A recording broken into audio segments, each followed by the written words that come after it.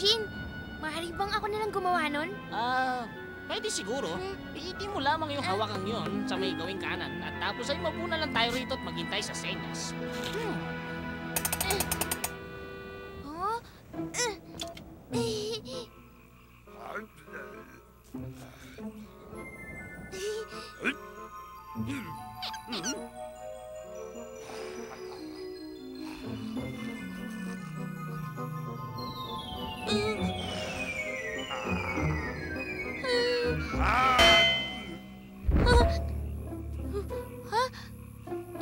Kailangan batiin kita sa iyong imbensyon, Whittaker. Ngayong nagawa ko na ang tamang pagsasayos ng iyong ideya ay natitiyak ko na magiging kasiyasiya ito sa buong mundo. Baka nga nakakagumon. Ano ito? Nakakatawa. Isang homing device. Itapon mo ito, Ginong Bass. Hindi ka magtatagumpay, Faustus. Aba, original na linya yan ah. Kaya sa'yo o wala ang estasyon ay makikilala ng mga tao kung sino kang talaga. Isang huwad at isang magnanakaw. Naniniwala ka na ipagbibili ng tao ang kanilang kaluluwa. Mangyari pa. Ang iyong mga ideya ay makaluma at lipas na sa panahon, Whittaker. Bahagi ng ibang panahon. Ang totoo, hindi ka na talaga nabibilang sa makabagong panahon ngayon. Ginamit mo ang himpilan ng guni-guni upang hayaan ng iba na magkaroon ng likhang isip na mga paglalakbay sa kasaysayan. Baka makabuti rin sa iyo ang ganoong paglalakbay. Sabihin natin sa panahon ng wala pang kamalayan.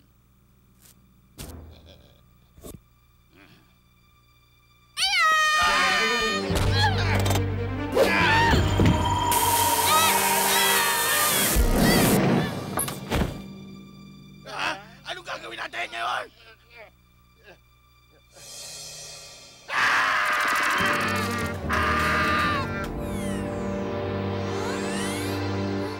Ano nangyari? Mukha yatang naipadala tayo ni Faustus pabalik sa madilim na panahon. Ibig mo pong sabihin katulad nung panahon ng mga kabalyero na bilog na mesa? Hindi ko masabi yan ng tiyakan dahil sa ginawang pagbabago ni Faustus sa istasyon. Posible ang kahit na ano, isang bagay ang tiyak.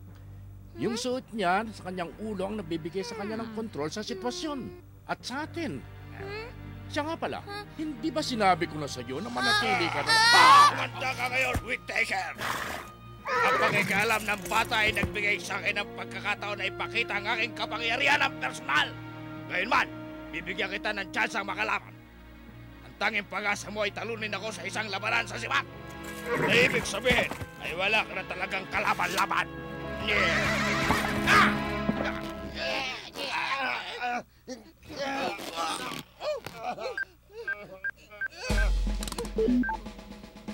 Aba sige!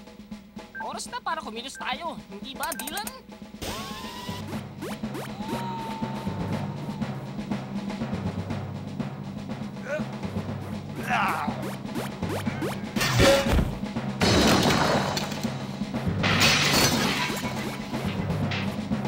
Yahoo!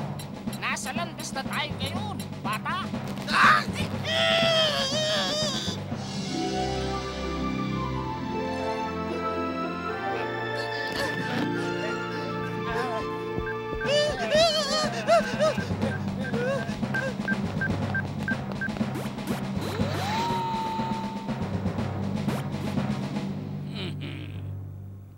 Ginoong Whittaker, sigurado ka bang ayos ka lang?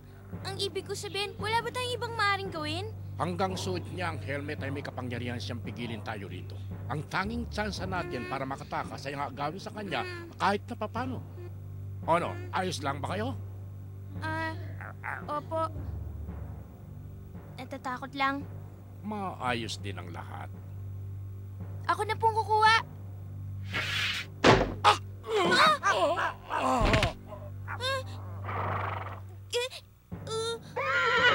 Ginoong Whittaker, kailangan niyo pong gumising. Gising po. Hindi ko po sinasadya. Ipagtatanggol ko po kayo. Baka po.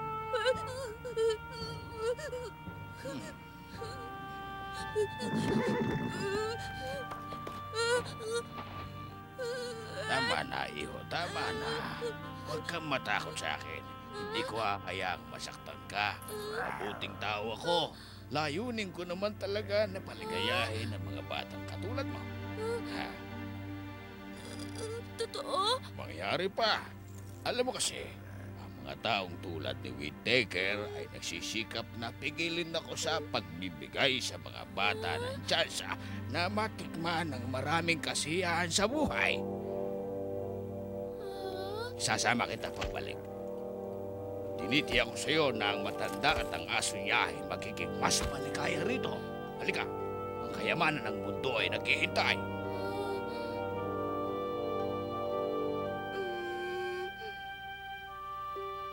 Isipin mo ang mga bagay na sadyang importante. Pamilya, mga kaibigan, mga handog ng Diyos. Kung nasaan ang kayamanan mo, naroon din ang puso mo. Mukhang alam ng iyong ama na dapat mag-imbak ang mga tao ng kanilang yaman sa langit. Tayo na, bata. Hindi! Sa'yo na ang yaman mo! Salbahin, bata. Bahala ka. Magda ka para ipagtanggulan yung sarili. Nakakagulat. Mukhang may naglagay ng roller skate sa himpilan ng guni-guni. Ano ba ang nangyayari?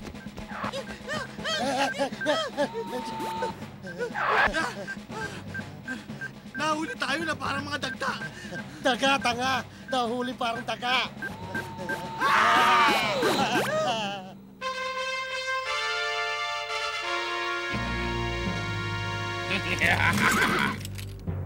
Ngayon, bata, pagbabayaran mo ang iyong kapastusan.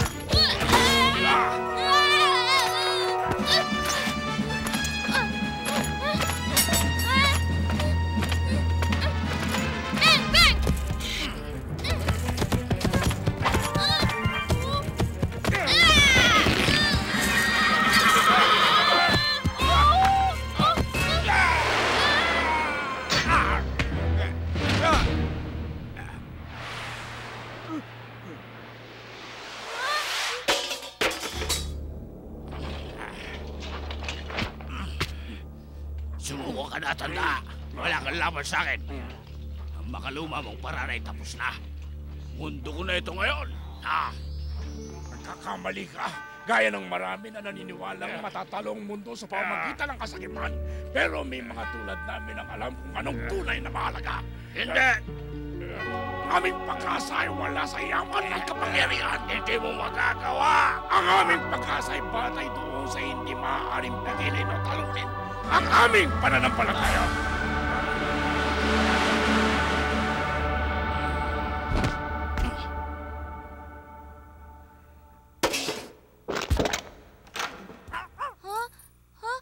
Ayos lang po kayo, Ginoong Whittaker? Oo, ayos lang. Salamat sa iyo, Sir Lancelot.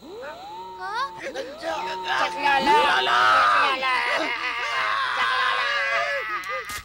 Yan. Pwede nang hanggang sa makauwi tayo.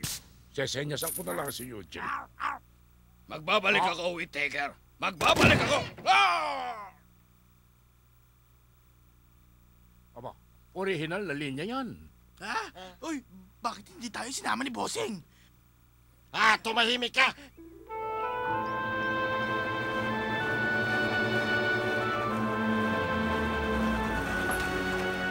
Maasa ko na hindi ka inantok sa munti natin makikipagsapalaran.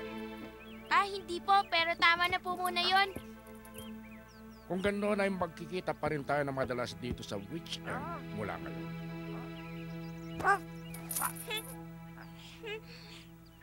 Kung ganun pala, bueno, pwede ka sigurong dumito kung tatanggapin ka. Totoo, Ginoong Whittaker? Pwedeng tumira si Sherman sa amin?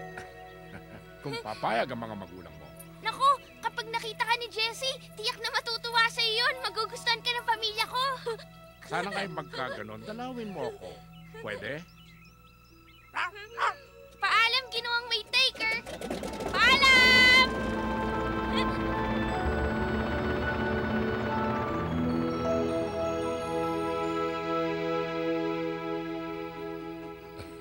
ang pangalan niya ay Sherman, ha? Ang cute niya. Diba, Mami? At mukhang gusto ka niya, ha, Jessie? Dad, Hmm? natatandaan niyo po yung sabi niyo na dapat alam natin kung nasan ang ating Oo, kayamanan? Alam ko na po ang ibig niyo sabihin. Ang lahat ng handog ng Diyos ay nag-uumpisa mismo dito sa bahay natin.